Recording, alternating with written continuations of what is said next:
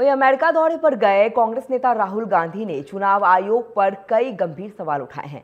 आपको बता दूं कि बोस्टन की बायड यूनिवर्सिटी में राहुल ने महाराष्ट्र विधानसभा चुनाव को लेकर चुनाव आयोग पर सवाल उठाते हुए कहा है कि महाराष्ट्र में जितने युवा है वहां उससे ज्यादा वोटिंग हुई है। उन्होंने चुनाव आयोग पर निष्पक्षता से समझौता करने का आरोप भी लगाया है, जिसको लेकर टीवी 24 न्यूज के state bureau head Pankaj Tiwari ने राहुल गांधी के इस बयान पर यूपी के सपा की बयानबाजी पर यूपी के कैबिनेट मंत्री अनिल राजभर से बातचीत की है। सुनिए कैबिनेट मंत्री क्या कुछ कह रहे हैं।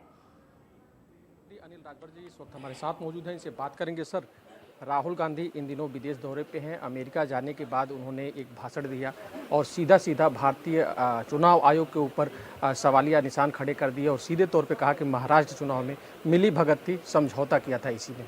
क्या कहेंगे? देखिए, अब देश में तो राहुल गांधी को कोई सुनता नहीं, ना ही उनको कोई गंभीरता से लेता है। तो आजकल उन्होंने नया रास्ता निकाला है कि देश के बाहर जाइए, देश को अपमानित करिए और जो हमारे प्रतिष्ठान हैं देश के, उनको कटघरे में खड़ा करिए, उस पर आक्रमण करिए, हमला करिए। ये पहली बार तो कर नहीं रहे हैं। आप एक भी उनका दौरा ऐसा नहीं दिखा सकते जब वो देश से बाहर गए हों और देश को अपमानित ना किया हो उन्होंने। कभी देश की सेना की प्रशंसा करते हुए आप उनको नहीं सुने होंगे। हमारी सरकारी एजेंसियों की प्रशंसा करते हुए कभी आपने नहीं सुना होगा। आप सब लोग ही पूरे देश और दुनिया को बताए, 2024 में जब लोकसभा का चुनाव चल रहा था तो पूरी दुनिया के लोग उस चुनाव को देखने और समझने आए कि आखिर भारत का चुनाव आयोग इतना बड़ा इलेक्शन कैसे करा रहा है।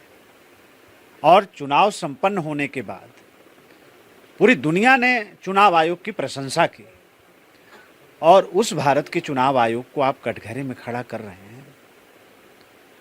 ये जब हारते हैं ना तो इसी तरीके की बात करते हैं। और इसी बात के लिए देखिए, अब आप सब लोग कहते हैं इसलिए हम लोग बोलते हैं, वरना राहुल गांधी जैसे लोगों को कोई देश में गंभीरता से नहीं ले रहा है और ना ही कोई देखना चाहता है, ना ही इनको कोई सुनना चाहता है। इसलिए हर महीना देश के बाहर भागते हैं और वहां से हमला करते हैं देश के ऊपर। इनकी प्रकृति ही ऐसी है कि वो देश के साथ कभी खड़ा नहीं हो सकते। इनकी प्रकृति ऐसी है। बात की जाए अगर जो यूपी के सियासत की, तो बीते दिनों आपने भी देखा कि कैसे राणा सांगा को लेकर समाजवादी पार्टी और करणी सेना आपस में ठनी हुई थी। आगरा में तमाम तरह के प्रदर्शन भी हुए। अखिलेश यादव ने कहा कि करणी सेना को बीजेपी फंडिंग करती है, जबकि आज फिर सुबह एक दलित पीड़ित परिवार, जहां एक कहा जाए तो नाबालिग बच्ची के साथ जहां बलात्कार हुआ है, जब रामजी लाल सुमन मिलने गए और जब उनसे पत्रकारों ने पूछा कि क्या आपके राष्ट्रीय अध्यक्ष अखिलेश यादव यहां मिलने आएंगे, तो उन्होंने कहा कि ये छोटी घटना है, आप लोग क्या बचकानी बात कर रहे हैं। देखिए, क्या है कि समाजवादी पार्टी, उनके नेता और पूरा प्रतिपक्ष समझ में उनको नहीं आ रहा है कि भारतीय जनता पार्टी से हमको लड़ना कैसे है। इनके पास कोई मुद्दा है नहीं। ये किसान पर बात नहीं कर सकते, नौजवान महिलाओं पर बात नहीं कर सकते, स्वास्थ्य, शिक्षा, सुरक्षा पर कोई बात नहीं कर सकते, उत्तर प्रदेश के विकास पर कोई बात नहीं कर सकते। इसलिए उल जुलूल की बात निकालते हैं।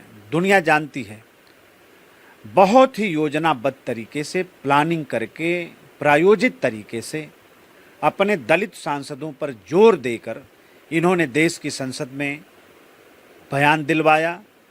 महापुरुषों को अपमानित करने का इन लोगों ने षड्यंत्र रचा और समाज को लड़ाने का कुत्सित प्रयास किया।